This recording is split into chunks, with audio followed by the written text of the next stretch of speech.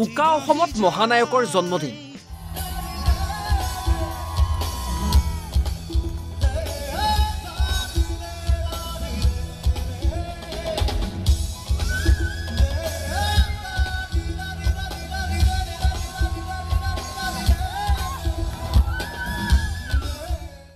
ঈশ্বৰ পুত্ৰৰ জন্মদিনত সকলোৰে চকুলো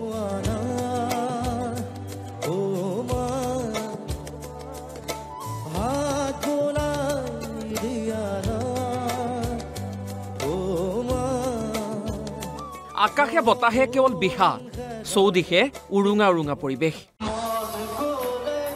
হেপী বাৰ্থডে জেডজি লিখিবলৈ আজি আঙুলি কপিছে হয় আজি 18 নৱেম্বৰ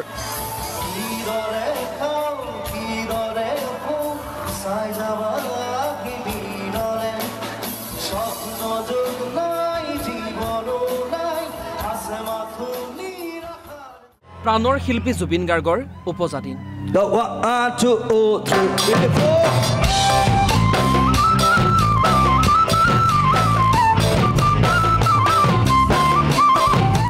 ঈশ্বৰ পুত্ৰবিহীন এইটো প্ৰথমটো জন্মদিন কিন্তু প্ৰতিজন অসমীয়া আজি দুৰ্ভগীয়া মাত্ৰ 52টা বসন্ত গৰকা প্ৰাণৰ জুবিন আজি আমাৰ মাজত নাই পালন কৰিবলৈ নাপালে 53 সংখ্যক উপজাদিন অনুৰাগীক ক'বলৈ নাপালে লাভ ইউ অল বুলি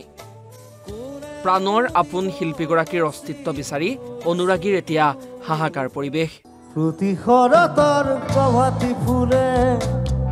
কব তোমাকে মোৰ কথা প্ৰতি মেঘালীৰ নিশা জোনে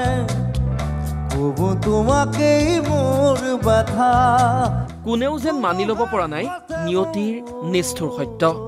বিশ্বাস কৰিব পৰা নাই জুবিন গাৰ্গবিহীন এখন অসম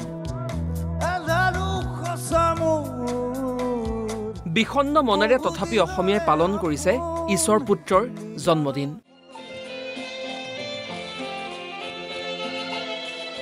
সোণাপুৰৰ জুবিন ক্ষেত্ৰত উবুৰি খাই পৰিছে হাজাৰ হাজাৰ অনুৰাগী জুবিনবিহীন কাহিলীপাৰাৰ ঘৰখনো সজাই পৰাই তুলি জন্মদিনৰ বিশেষ আয়োজন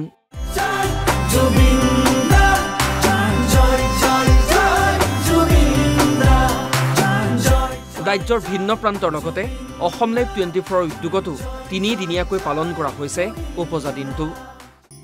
আনকি দেশৰ ৰাজধানী নতুন দিল্লীতো প্ৰাণৰ শিল্পীগৰাকীৰ জন্মদিন পালন কৰা হৈছে হাতত লোৱা হৈছে বিভিন্ন কাৰ্যসূচী জুবিন গাৰ্গদেৱ যেতিয়া জীৱিত কালছোৱাত সদায় দুখীয়া নিচলা মানুহৰ লগত আছিল তেখেতে আৰু তেওঁ সদায় মানে মানুহক দুখীয়া মানুহবিলাকক চাইছিল যিমান পাৰে গতিকে আমিও তেওঁ সেই আদৰ্শবিলাককে অনুসৰণ কৰি আজি আমি দিল্লীত ৰাতিপুৱা ভাগত কম্বল বিতৰণ কৰিলোঁ আৰু বিয়লি ফালে আমাৰ অসম এছ'চিয়েশ্যনৰ যিটো ভৱন আছে শংকৰদেৱ ভৱন তাত অসম লাইফ আৰু এনআৰটি গ্ৰুপৰ ফালৰ পৰাই লগতে ষ্টেট মিডৰ আমি আটাইখিনিয়ে লগ লাগি খুব ভালকৈ আমি এটা তেওঁৰ বাৰ্থডে চেলিব্ৰেশ্যন কৰিব ওলাইছোঁ মানুহে কয় জুবিনবিহীন বাৰ্থডে